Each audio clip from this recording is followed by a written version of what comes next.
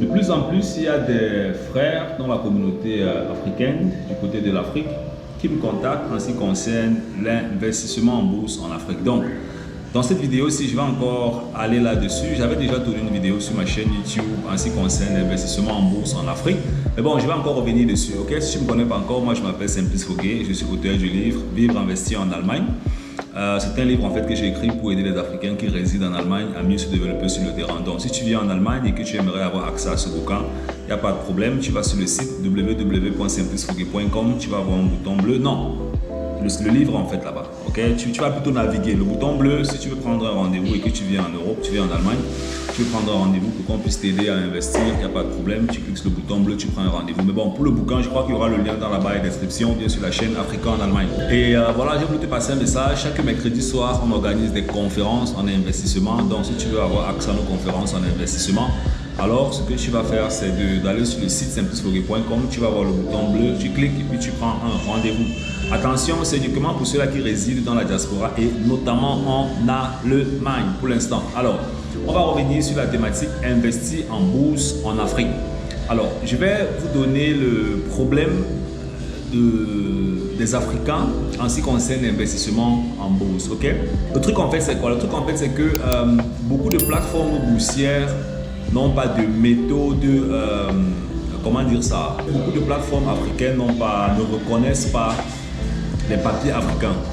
Et quand je parle des papiers africains, il s'agit en fait ici des cartes d'identité, des passeports. Ça, c'est l'un des plus gros problèmes de ceux-là qui résident en Afrique et qui aimeraient investir en bourse.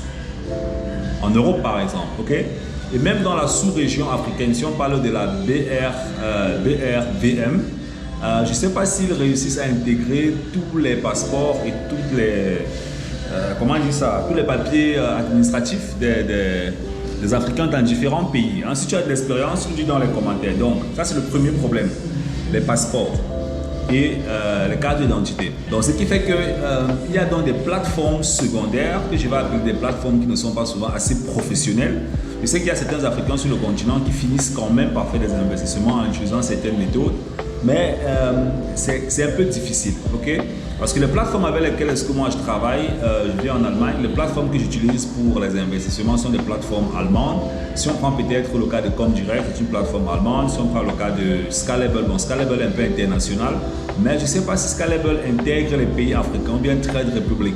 Du coup, ça limite un peu les possibilités aux acteurs africains de pouvoir profiter du marché occidental. Pourtant, l'investissement en bourse, j'aime toujours le recommander, j'aime toujours le dire, l'investissement en bourse de façon stable, de façon calme, parce que vous n'êtes pas tous obligés de vous casser la tête quand vous partez investir en bourse, ok? Beaucoup d'Africains gagnent par exemple des très très bons salaires, par exemple dans la sous-région, on va dire en Afrique, on aura des salaires de 300, 400 000 francs, même 100 000 francs.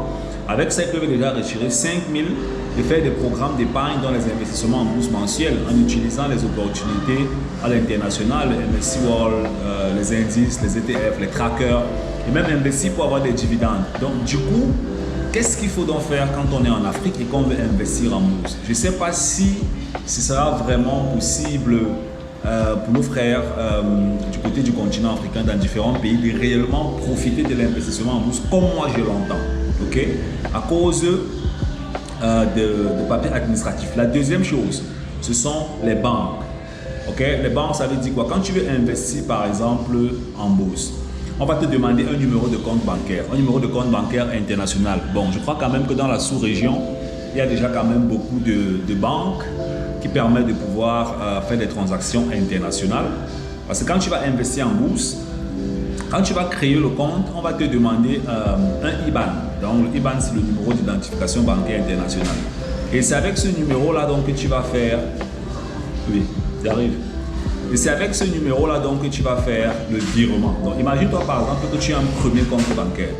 Le compte bancaire, là, c'est où tu reçois ton salaire. Ok? Maintenant, quand tu vas donc créer un compte en bourse, c'est un peu comme si tu créais un autre compte bancaire avec un autre numéro de compte. Tu vas donc virer l'argent de ton compte bancaire primaire où tu reçois ton salaire au compte bancaire, ce qu'on va appeler en fait un compte d'investissement. Et c'est donc dans ce compte là que tu commences à acheter les produits financiers. Donc du coup, ce que tu dois faire, c'est de te rapprocher, si c'est possible, c'est de te rapprocher vers des banques dans la région africaine où tu peux déjà créer un compte bancaire avec un numéro bancaire international. Ok? Bon, maintenant l'autre là, je crois que ça pourrait être géré. C'est souvent un peu difficile. Pourquoi? Difficile parce que maintenant au niveau du transfert d'argent, du compte d'investissement au compte privé où tu reçois ton salaire, certaines plateformes ne vont pas reconnaître en fait. Pourquoi? Parce que dernièrement, j'avais créé un compte pour mon entreprise en ligne avec mon entreprise au Cameroun et on a eu beaucoup de problèmes. J'ai essayé beaucoup de plateformes en Allemagne. On a eu beaucoup de problèmes parce qu'on ne reconnaissait pas le SWIFT. Hein? Donc, on ne reconnaissait pas ça. On disait qu'en fait, on a essayé fatigué en fait. C'était difficile. Pourtant, l'Allemagne, c'est l'un des premiers pays sur la scène internationale. Tu vois ce que je veux dire? Donc, je ne sais pas si tu comprends vraiment le message que j'aimerais partager avec toi dans cette vidéo aussi. Je ne sais pas comment est-ce qu'on va faire ça, comment est-ce que les frères en Afrique pourront vraiment profiter de l'investissement en bourse. Je ne sais vraiment pas. Si vous avez d'autres conseils, d'autres solutions, si vous avez des brokers, des astuces, voilà, bien vouloir mettre dans les commentaires, que ce soit des plateformes en Côte d'Ivoire, au Sénégal, au Bénin, que ce soit n'importe où, en France, en Belgique. Si vous connaissez des plateformes et que vous avez fini par faire cette méthode-là, vous avez fini par faire ce processus, ok?